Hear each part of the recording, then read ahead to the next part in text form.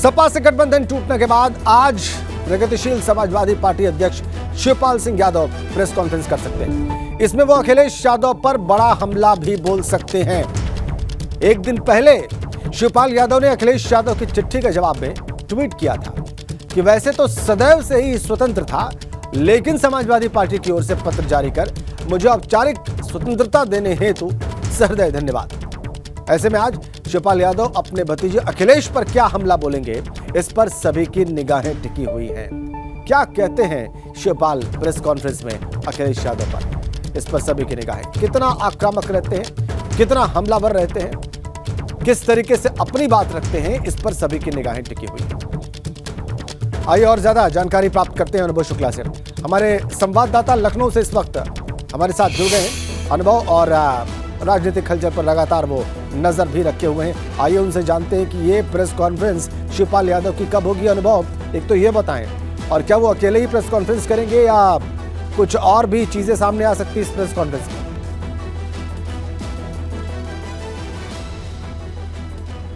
देखिए, जिस तरीके से कल समाजवादी पार्टी ने चिट्ठी जारी की और खासतौर से शिवपाल यादव के लिए जो चिट्ठी में लिखा, उन्होंने ये लिखा कि अगर आपको कहीं और ज़्यादा सम्मान मिल रहा है तो आप वहां जाने के लिए स्वतंत्र हैं। जबकि शिवपाल यादव तो पहले से अपनी पार्टी प्रसपा चला रहे हैं, प्रगतिशील समाजवादी पार्टी चला रहे हैं, और चुनाव के बाद किस तरीके से आपने देखा तमाम सारी बातें उन्होंने अखिलेश यादव को लेकर कही, अपने संगठन की सारी इकाइयाँ भंग की और एक बार फिर से उस संगठन को हम कहें तो तरीके से उसका निर्माण शुरू कर दिया, जिलों में इकाइयों का। और जब 2022 के विधानसभा चुनाव हो रहे थे तो उन्होंने अपने संगठन को कहा था कि भाई हम सब लोग सपा के लिए चुनाव मैदान में उतरेंगे और सब लोग प्रचार करेंगे। पर जिस तरह की स्थितियां हुई उससे कहीं ना कहीं शिवपाल यादव नाराज हुए, कई बार बुलाया नहीं गया, वो सारी बातें रहीं। अब शिवपाल यादव ने उस अपने ट्वीट पर जो जवाब दिया, उन्होंने कहा कि मैं तो पहले से ही स्वतंत्र हूँ, लेकिन चलिए आपने औपचारिक तौर से मुझको ये कहा कि अब आप अलग जा सकते हैं। तो शिवपाल यादव कल खैर अपने गृह जनपद में थे, वहाँ पर भी उन्होंने कुछ कार्यक्रमों में शामिल हुए, लेकिन मीडिया से उतना इंटरेक्शन किया नहीं। माना यह जा रहा है कि आज जब वो पहुँचेंगे तो ज़रूर मीडिया से बात कर सकते हैं, क्योंकि इस पूरे मामले में हमने देखा हर बार कुछ न कुछ वो बोलते रहे हैं। और साथ ही साथ जिस तरीके से आपने पूछा कि कौन लोग हो सकते हैं, इधर पिछले अगर हम कहें 8 तारीख से 8 जुलाई को जब डिनर हुआ था द्रौपदी मुर्मू के सम्मान में वो मुख्यमंत्री आवास पर, तो वहाँ पर शिवपाल यादव भी थे और ओम प्रकाश राजभर भी थे। और देखिए केमिस्ट्री देखिए, वो उन्हीं की गाड़ी में बैठकर, शिवपाल यादव की गाड़ी में बैठकर ओम प्रकाश राजभर मुख्यमंत्री आवास से बाहर निकले थे। तो संभावना इस बात की भी है, क्योंकि राजनीति में कुछ भी संभव है।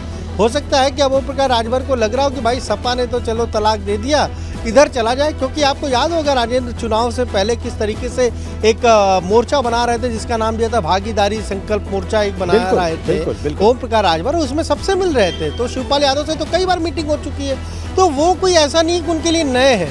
अब ये तय उन लोगों को करना है कि वो साथ आएंगे या किस तरीके से काम करेंगे। लेकिन देखिए बीजेपी के लिए क्या फायदा है? बीजेपी के लिए फायदा तब है जब शिवपाल यादव अलग चुनाव मैदान में उतरे, अखिलेश यादव अलग चुनाव मैदान में उतरे, जैसा हमने 2019 के लोकसभा चुनाव में देखा था। आपको याद होगा किस तरीके से शिवपाल यादव के कुछ कैंडिडेट कुछ सीटों पर जब खड़े हुए, उसका क्या नुकसान समाजवादी पार्टी को उठाना पड़ा। पार्टी के परिवार के कद्दावर लोग चुनाव हार गए। तो बीजेपी को तो तब फायदा है, लेकिन ओम प्रकाश राजभर तो बीजेपी के लिए एक तरीके से मजबूरी है। पूर्वांचल में खासतौर से गाजीपुर हो, आजमगढ़ हो, बलिया हो, ये सब ऐसी लोकसभा सीटें जहां पर उस समाज से ज़्यादा वोट है, जिस समाज के नेता खुद ओम प्रकाश राजभर हैं। और शायद इसीलिए ओम प्रकाश राजभर की इतनी बार्गेनिंग पावर है हम कहें उत्तर प्रदेश की राजनीति में। तो ये सारी चीज़ें हैं। अब देखना ये है कि क्या तय करते हैं, कुछ बोलते हैं या नहीं बोलते हैं। जब आते हैं अकेले आते हैं, क्योंकि एक और सहयोगी आपको याद होगा केशव देव मौर्य, वो भी हर जगह जा रहे हैं, आजम खान से मिला है। तो हो सकता है कि ये सारे लोग एक साथ आए और एक साथ ही कुछ ऐलान करें, कुछ बात कहें। इसलिए बहुत दिलचस्प होने जा रहा है सब कुछ अनुभव, और ये बहुत ही महत्वपूर्ण होगा जो आज प्रेस कॉन्फ्रेंस में कहा जाएगा, और एबीपी गंगा की निगाह होगी इस पर स्वाभाविक तौर पर। और वो हमारे साथ बने रहिए। समाजवादी पार्टी से गठबंधन टूटने के बाद आज सुभाषपा अध्यक्ष ओम प्रकाश राजभर पार्टी विधायकों के साथ एक अहम बैठक कर सकते हैं। कल अखिलेश यादव ने गठबंधन तोड़ने का ऐलान किया था, इसके बाद आज ओपी राजभर विधायकों के साथ आगे की रणनीति तय कर सकते हैं। विधायकों के साथ उनकी ये बैठक बहुत अहम मानी जा रही है, क्योंकि कल उन्होंने अखिलेश यादव पर पलटवार करते हुए कहा था कि तलाक कबूल है। लेकिन उन्होंने ये नहीं बताया कि अगला सियासी निकाह वो किससे करने वाले हैं। अनुभव के पास क्या जानकारी है, आइए एक बार फिर से उनका रुख करते हैं। अनुभव, राजनीतिक तलाक के बाद राजनीतिक निकाह, जाहिर सी बात है जब तलाक हो गया है तो निकाह की बात होगी और निकाह की संभावनाओं पर चर्चा होगी। तो ये चर्चा आज उनकी बैठक में कब होगी, कब बैठक होगी और कहां होगी, और क्या इसके बाद वो भी कोई प्रेस कॉन्फ्रेंस कर सकते हैं? अनुभव, देखिए, कल जिस तरीके से 2 चिट्ठियां जारी हुई थी, शिवपाल यादव को लेकर एक चिट्ठी समाजवादी पार्टी ने जारी की उनके, और सबसे महत्वपूर्ण ये है कि उनके सचिव की तरफ से वो सिग्नेचर करके चिट्ठी जारी की गई, यानी कि राष्ट्रीय अध्यक्ष नहीं, प्रदेश अध्यक्ष नहीं, सचिव की तरफ से चिट्ठी जारी की गई। और दूसरा, ओम प्रकाश राजभर के लिए चिट्ठी जारी की गई। उसके बाद ओम प्रकाश राजभर ने जिस तरीके से बात की, तमाम सारी चीज़ें कही, अरुण राजभर और फिर हम कहें अरविंद राजभर, अरविंद तो पार्टी में महासचिव हैं, उन्होंने जो पत्र जारी किया उस चिट्ठी के जवाब में, उसमें ये लिखा कि भाई ये आप नहीं तय करेंगे कि हमें कहाँ जाना है, किसके साथ जाना है, क्योंकि उसमें लिखा हुआ था कि बीजेपी के साथ आपको शायद ज़्यादा सम्मान आपको दे रही है तो आप जाने के लिए स्वतंत्र है। इस लाइन को कोट करते हुए लिखा कि भाई हमें कहाँ जाना है ये आप नहीं तय करेंगे, ये तो हम तय करेंगे। और तय कैसे करेंगे? पार्टी के पदाधिकारियों के साथ और विधायकों के साथ बातचीत करने के बाद। तो संभावना इस बात की जताई जा रही है कि देखिए, ओम प्रकाश राजभर सियासत में ऐसे सियासतदान हैं जो अपने फैसले लेने में और खासतौर से जो उनके हित में हो उसे लेने में वो हिचकते नहीं और ना देरी करते हैं। इसीलिए माना जा रहा है कि हो सकता है कि आज अपने पार्टी के पदाधिकारियों के साथ कोई बैठक करें। विधायक उनके 6 हैं तो उन सभी को हो सकता है बुलाए, लेकिन एक विधायक चूँकि उसके खिलाफ NBW जारी है, अब्बास अंसारी, वो ना आए, पर ये 5 विधायक जरूर रह सकते हैं। पार्टी के जो सीनियर पदाधिकारी वो रह सकते हैं, उनके साथ बातचीत के बाद कोई निर्णय लेंगे। अब हमने तो उनसे 2 दिन पहले भी पूछा, कल भी पूछा कि भाई आप जाएंगे कहाँ, तो उन्होंने कहा कि देखिए अब तो हम जाएंगे बसपा के साथ जाएंगे। और फिर हमने ये भी कहा कि भाई पीला नीला मिलता है तो भगवा जैसा कुछ रंग बनता है, उन्होंने कहा नहीं अब हम जाएंगे तो बसपा के साथ जाएंगे। लेकिन ओम प्रकाश राजभर ऐसे नेता हैं जो कहते कुछ हैं, करते कुछ हैं, होता कुछ है, बताते कुछ है। तो इसलिए उनकी अगर हम बातचीत को सुने तो वो बार बार जब भी बसपा का नाम लेते हैं बहुत मुस्कुराते हुए लेते हैं, और मुस्कुराना अगर है, कुछ सस्पेंस है तभी व्यक्ति मुस्कुराता है।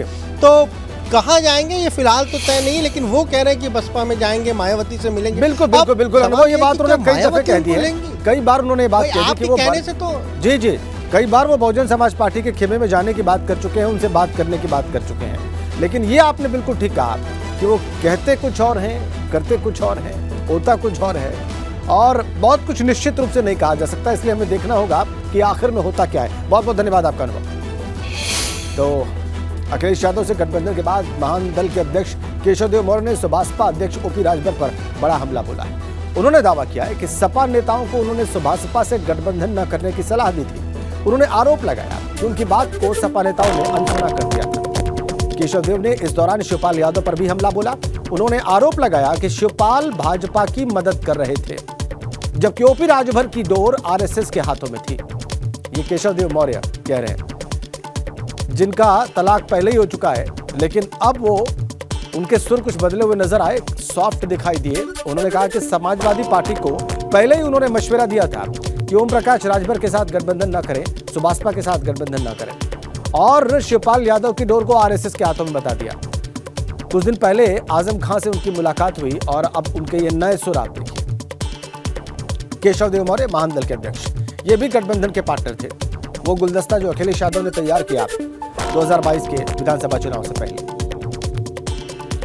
क्या किसी ने सोचा था कि जो आज चीजें हो रही हैं, जितना छीछा लेकर समाजवादी पार्टी गठबंधन में कुछ लोगों ने किया, कुछ तथाकथित नेताओं ने अस्तर विहीन बातें की, गठबंधन में थे, छोटे से नेता हैं और इतनी बड़ी बड़ी बात करते हैं, क्या किसी ने सोचा था? तो राजनीति में जो होता है वो सोचा नहीं जाता। केशवदेव मौर्य कह रहे हैं कि राजनीति में जो होता है वो सोचा नहीं जाता। राजनीति तो वो भी कर रहे हैं। बहरहाल ओम प्रकाश राजभर और शिवपाल यादव से किनारा करने के बाद अब समाजवादी पार्टी की तैयारी क्रॉस वोटिंग करने वाले 5 विधायकों के खिलाफ एक्शन लेने की है। क्रॉस वोटिंग करने वाले विधायकों की पहचान के बाद अखिलेश यादव ये कार्रवाई कर सकते हैं। बड़ी खबर, 5 विधायक जिन्होंने क्रॉस वोटिंग की, उनकी पहचान के बाद अखिलेश यादव अब उनके खिलाफ कार्रवाई करने वाले हैं। शिवपाल यादव को पत्र लिख दिया गया। ओम प्रकाश राजभर और सुभाषपा को बता दिया गया। अब तैयारी करनी चाहिए उन 5 विधायकों को जिन्होंने क्रॉस वोटिंग की है राष्ट्रपति चुनाव में। उनकी पहचान करने जा रहे हैं अखिलेश यादव और अब उनके खिलाफ कार्रवाई की तैयारी है। ये तीसरा बड़ा एक्शन होगा उनका। गठबंधन तोड़ने के बाद अब एक और एक्शन लेंगे अखिलेश यादव उन 5 विधायकों के खिलाफ। अगर वो पांचों समाजवादी पार्टी से हैं तो 5 विधायकों के खिलाफ एक्शन लेने की तैयारी उनकी पहचान के बाद, जिन्होंने भी क्रॉस वोटिंग की है।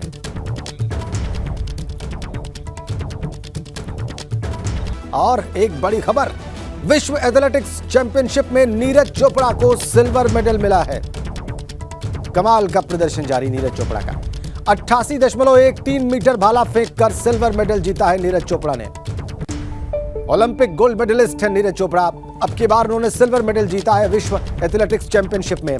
88.13 मीटर भाला फेंककर जेवलिन थ्रो में सिल्वर मेडल नीरज चोपड़ा को। यह किया है उन्होंने वर्ल्ड एथलेटिक्स चैंपियनशिप में नीरज चोपड़ा को सिल्वर मेडल। बड़ी खबर, 88.13 मीटर भाला फेंका नीरज चोपड़ा ने। एक तरीके से फिर से उन्होंने भारतवर्ष का नाम रोशन किया अंतर्राष्ट्रीय पटल पर। चलिए आगे बढ़ते हैं। यूपी में कांवड़ यात्रा के कारण आज से 26 जुलाई तक दिल्ली मेरठ एक्सप्रेसवे बंद रहेगा। दिल्ली और गाजियाबाद से आने वाले वाहन डासना में एक्सप्रेसवे छोड़ देंगे और इसके बाद हापुड़ रोड होते हुए मेरठ पहुंच सकेंगे। मेरठ से दिल्ली जाते समय भी यही मार्ग रहेगा। दरअसल 26 जुलाई को शिवरात्रि है और मंदिरों में जलाभिषेक में कांवड़ियों को दिक्कत न हो, इसलिए ही यह फैसला लिया गया है। वहीं इसके अलावा सीएम योगी के निर्देश पर शिव भक्तों पर आज पुष्प वर्षा होगी। आज से 3 दिनों तक कांवड़ियों पर योगी सरकार हेलीकॉप्टर से पुष्प वर्षा करवाएगी। सहारनपुर और मेरठ मंडल से इसकी शुरुआत होगी और इसकी निगरानी भी की जाएगी।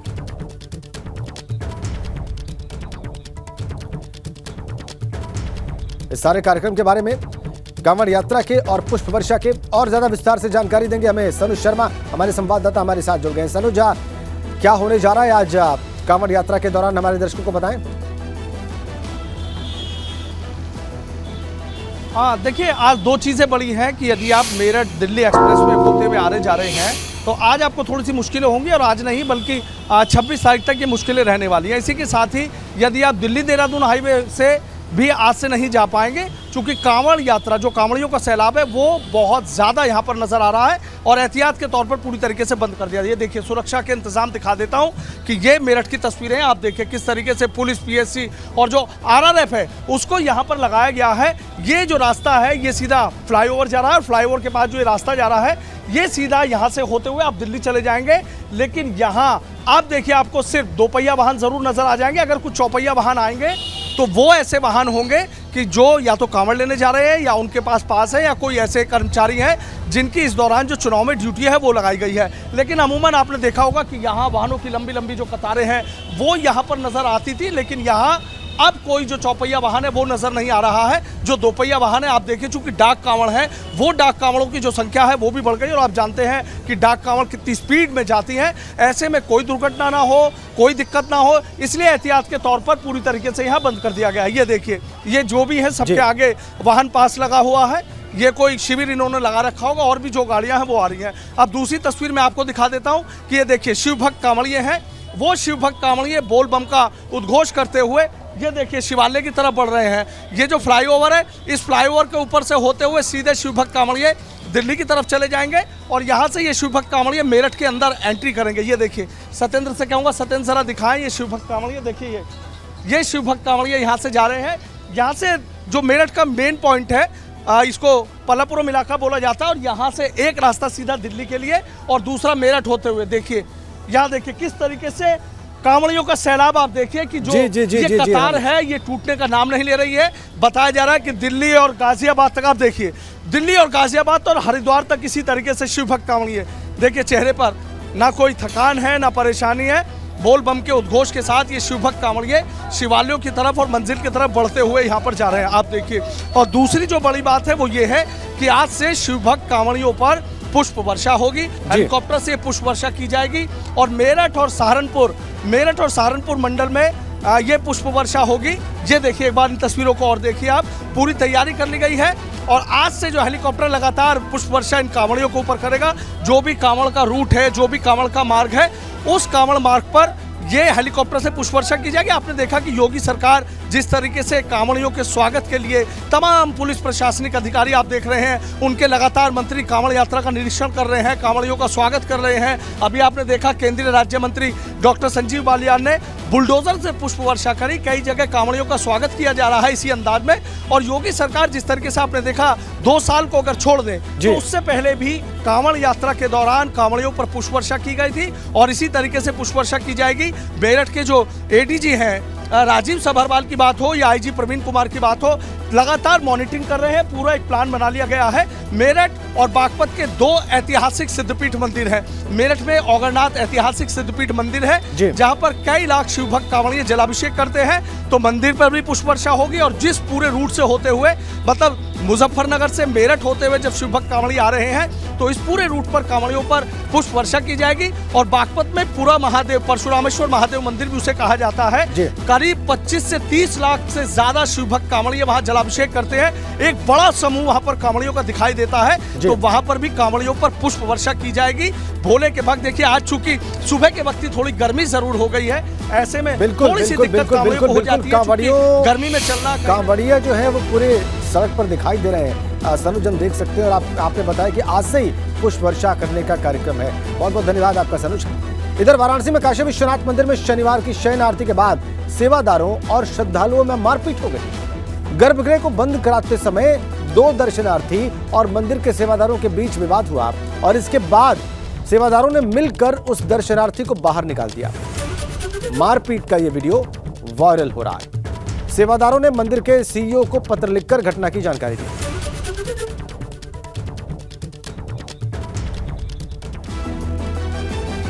कल सावन का दूसरा सोमवार है। भक्त अलग अलग रूप में वाराणसी पहुंच रहे हैं और ऐसा ही एक शिव भक्त आकर्षण का केंद्र बना हुआ है। नंदी पर सवार होकर ये वहां पर पहुंचे।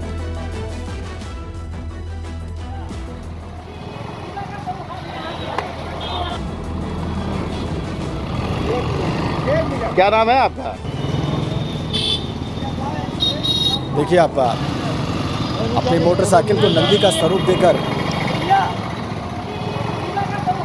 ये शिव भक्त वाराणसी पहुंचे। अलग अलग अंदाज में क्या नाम है पहुंच रहे हैं वाराणसी।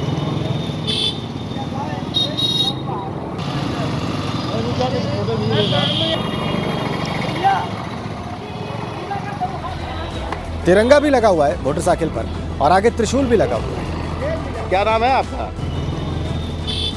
नंदी पर सवार होकर वाराणसी पहुंचे हैं शिव भक्त।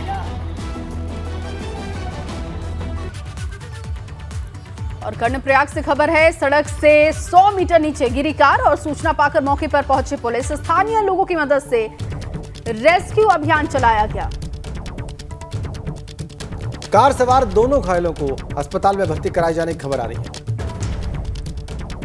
सड़क से 100 मीटर ये कार नीचे गिरी है।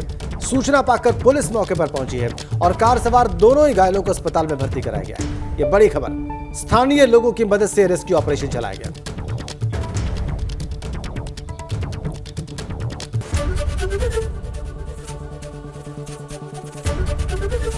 एबीपी गंगा, खबर आपकी, जुबान आपकी।